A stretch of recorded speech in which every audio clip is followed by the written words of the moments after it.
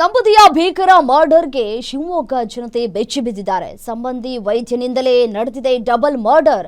ಅನುಮಾನಾಸ್ಪದ ರೀತಿಯಾಗಿ ಸಾವನ್ನಪ್ಪಿದ್ದಾರೆ ಅನ್ನುವಂತಹ ವಿಚಾರಕ್ಕೆ ಸಂಬಂಧಪಟ್ಟಂತೆ ಆ ಒಂದು ಕೇಸ್ಗೆ ಇದೀಗ ಟ್ವಿಸ್ಟ್ ಅನ್ನ ಕೊಟ್ಟಿದ್ದಾರೆ ಪೊಲೀಸರು.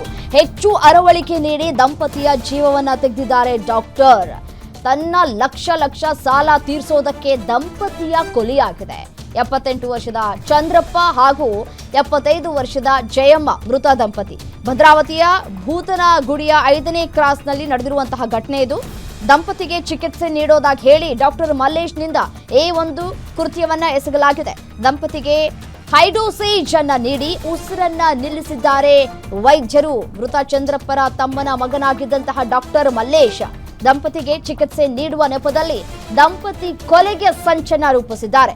ದಂಪತಿ ಮೇಲಿನ ಚಿನ್ನ ನಾಪತ್ತೆಯಾದಂತಹ ಹಿನ್ನೆಲೆಯಲ್ಲಿ ತನಿಖೆಯನ್ನ ನಡೆಸಿದಂತಹ ಖಾಕಿ ತನಿಖೆ ಸಂದರ್ಭದಲ್ಲಿ ವೈದ್ಯನೇ ಹೈಡೋಸ್ ಅನ್ನ ನೀಡಿ ಕೊಲೆ ಮಾಡಿರೋದು ಪತ್ತೆಯಾಗಿದೆ.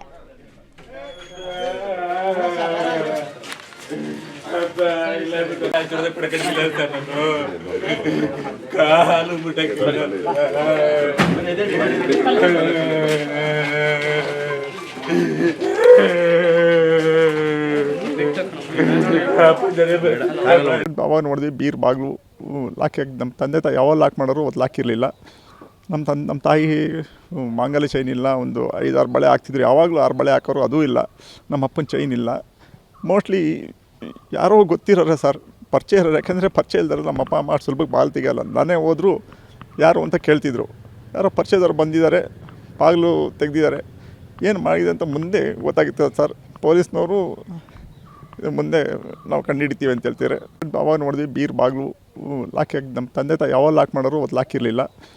ನಮ್ಮ ತಾಯಿ ಮಾಂಗಲ್ಯ ಚೈನ್ ಇಲ್ಲ, ಒಂದು 5-6 ಬಳೆ ಹಾಕ್ತಿದ್ರು. ಯಾವಾಗಲೂ 6 ಬಳೆ ಹಾಕೋರು ಅದೂ ಇಲ್ಲ. ನಮ್ಮ ಅಪ್ಪನ ಚೈನ್ ಇಲ್ಲ. ಮೋಸ್ಟ್ಲಿ ಯಾರೋ ಗೊತ್ತಿರೋರೆ ಸರ್, ಪರಿಚಯ ಇರೋರು. ಯಾಕೆಂದರೆ ಪರಿಚಯ ಇಲ್ದಾರೆ ನಮ್ಮ ಅಪ್ಪ ಅಮ್ಮ ಸುಲಭಕ್ಕೆ ಬಾಲ್ ತೆಗಿಯಲ್ಲ.